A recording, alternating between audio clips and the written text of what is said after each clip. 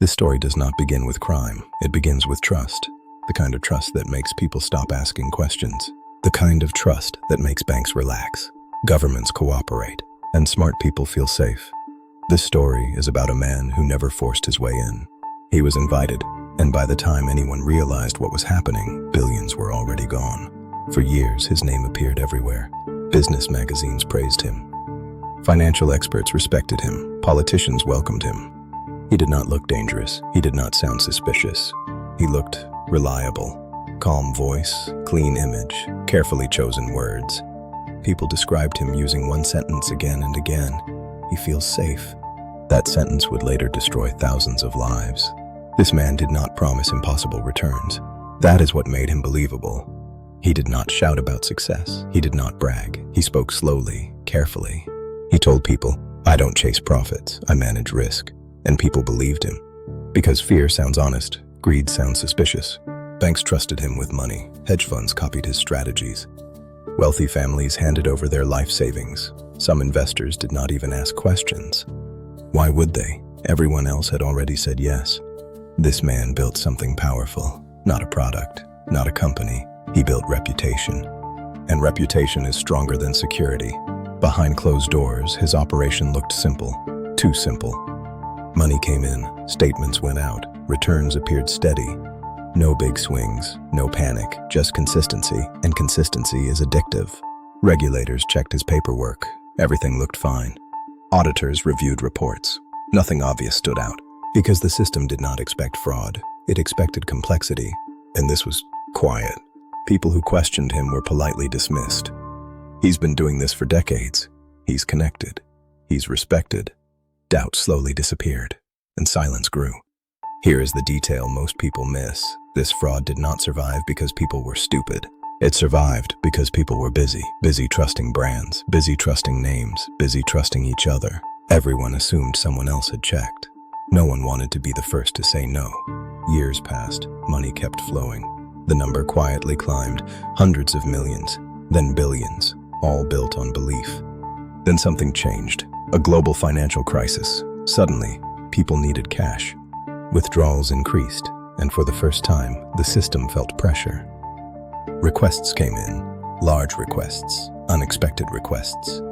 And behind the scenes, something terrifying became clear. The money was not where it was supposed to be. It never had been. What followed was chaos. Banks froze accounts. Investigators rushed in. Phones rang without answers. The trusted man disappeared from public view, and the illusion collapsed overnight. When the truth came out, the world was stunned. This was not a small fraud. This was not a clever trick. This was one of the largest financial scams in history. Built without violence, without threats, without alarms. Built entirely on trust. Victims were not careless strangers. They were professionals, institutions, entire organizations. Some lost everything: savings, pensions, futures. And the most disturbing part? Many people still ask the same question. How did no one see this coming? The answer is uncomfortable because the warning signs were there. They were just ignored. The most dangerous phase of any fraud is not the beginning. It is the middle, because that is when warning signs appear but still feel ignorable. And in this story, the warnings came early. Very early. Years before the collapse, a few analysts noticed something strange. Not dramatic, not illegal on paper, just unusual. The returns were too smooth. Markets go up and down. Fear exists. Loss exists. But here, losses never appeared. Month after month, the numbers looked calm. Too calm. One financial expert described it perfectly. It was like watching a heart monitor that never changed. That is not how reality works. A hedge fund manager tried to understand the strategy. He asked simple questions. How do you hedge risk? What instruments do you use? How do you protect during crashes? The answers sounded intelligent, but vague, carefully vague. The manager pushed further. He requested detailed trade records. The response was polite, but delayed. Then denied, not aggressively, just quietly avoided. This should have ended everything, but it didn't. Because the man had something stronger than proof. He had status. He sat on advisory boards.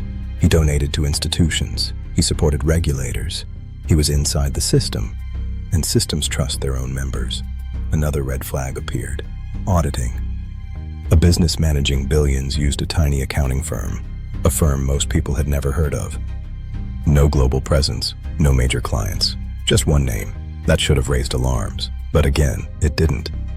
Because everyone assumed, if this was wrong, someone else would stop it. That assumption became the fraud's strongest protection. Inside the operation, employees saw strange things. No trading floors, no screens showing live markets. Just paperwork, quiet rooms, old computers. Some employees asked questions. They were reassured. Some left. Those who stayed learned a rule. Do not ask too much. One whistleblower tried to warn authorities. He prepared detailed reports, charts, math, logic. He sent them to regulators. More than once. The response? Silence.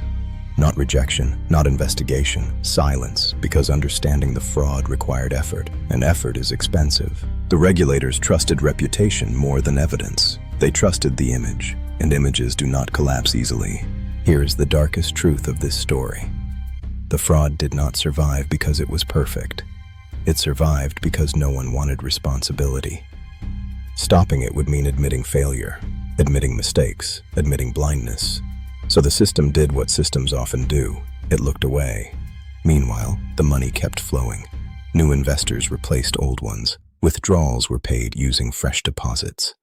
Classic structure, but hidden under respectability. Families planned retirements. Charities planned donations. Universities planned futures, all based on numbers that were never real. Then came pressure, global uncertainty, economic fear, and fear changes behavior. Suddenly, investors wanted liquidity, not later, now. Requests arrived faster than expected. Large withdrawals, urgent demands, and for the first time, the illusion cracked. Behind closed doors, panic replaced confidence. There was no reserve, no safety net, no hidden strategy. Only a lie that had grown too big. The trusted man realized something terrifying. Trust flows slowly, but it collapses instantly. Phones started ringing. Banks asked questions. Auditors demanded access. Regulators woke up, too late. When authorities finally entered the offices, they did not find complexity. They found emptiness. And in that moment, the largest financial illusion in history began to die. But the collapse was only the beginning of the damage, because now came the human cost. When the truth finally surfaced, it did not arrive with drama. There were no sirens, no public warning, no time to prepare. It arrived quietly.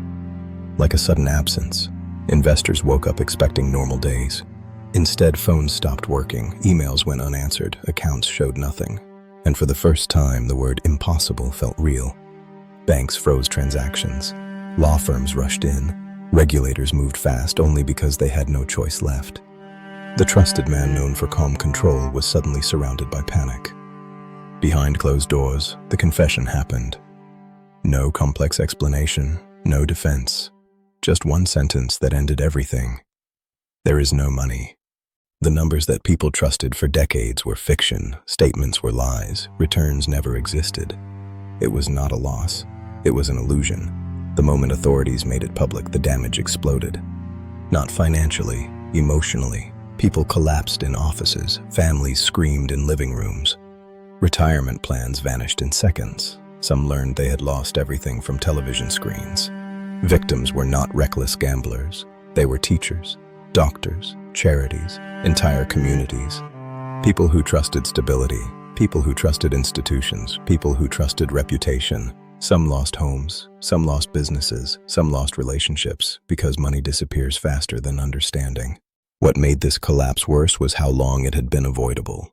Warning signs had existed for years, but no one wanted to be responsible for stopping it. Now, everyone was responsible for explaining it. Investigators moved quickly. They searched offices, they seized records, they questioned employees. What they found shocked them. There was no trading system, no advanced strategy, no hidden complexity. Just basic accounting entries and fake confirmations. The fraud was not smart, it was bold. That realization broke trust even deeper. Because if this had been complicated, failure would feel understandable. But this was simple. Courtrooms filled, victims spoke. Some cried, some shouted. Some sat in silence because anger requires energy. The trusted man sat quietly, older, smaller. no longer protected by reputation. When sentencing arrived, it was severe, one of the harshest punishments ever given for financial crime. But punishment did not fix damage.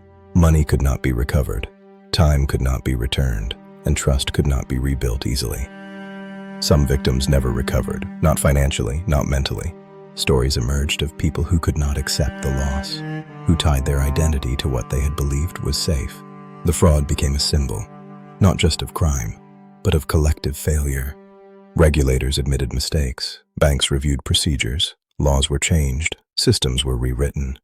But none of that helped those who lost everything. And then came the most painful realization. The fraud did not need genius. It needed silence. It needed respect. It needed people to look away. This story was no longer about one man. It was about how systems protect confidence longer than they protect truth. When the sentence was finally announced, the courtroom was silent. Not because people were satisfied, but because punishment felt smaller than the damage. The trusted man stood there quietly, now just another criminal. The image that once protected him was gone forever. The prison sentence was historic, one of the longest ever given for a financial crime. The system wanted to send a message: this will never happen again. But messages do not repair lives. Outside the courtroom, victims did not celebrate.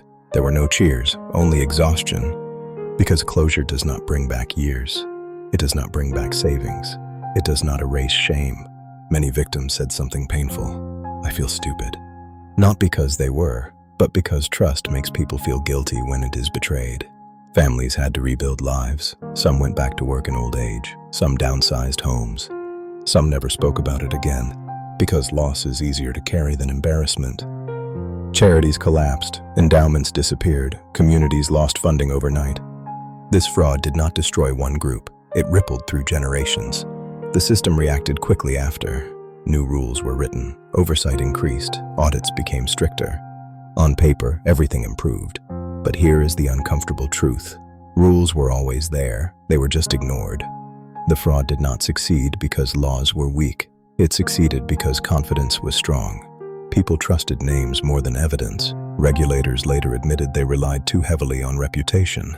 They assumed safety because others assumed safety. Responsibility dissolved in consensus. And that is the most dangerous environment. When everyone agrees, no one verifies. Years later, this case is still studied, not for its complexity, but for its simplicity. Because the fraud was not technical, it was psychological. The trusted man did not manipulate systems, he manipulated people. Their fear of missing out, their respect for authority, their belief in stability. Even now, similar patterns exist. Different names, different faces, same structure. This is why this story matters. Not because it already happened, but because it can happen again. The final lesson is not about money. It is about attention, about questioning comfort, about understanding that trust should never replace verification. The most dangerous frauds do not look dangerous. They look familiar, they feel safe, they sound reasonable. And that is why people still talk about this case. Not because of the numbers, but because it exposed something fragile, human certainty. In the end, the trusted man lost his freedom, but the world lost something too, its illusion of safety. And once that illusion breaks, it never fully returns. This was not just the story of the largest financial fraud. It was the story of how belief can be weaponized. And the most disturbing part? It did not require genius. Only patience, only silence, only trust. Because the biggest crimes are not always committed in the dark. Sometimes they happen in plain sight.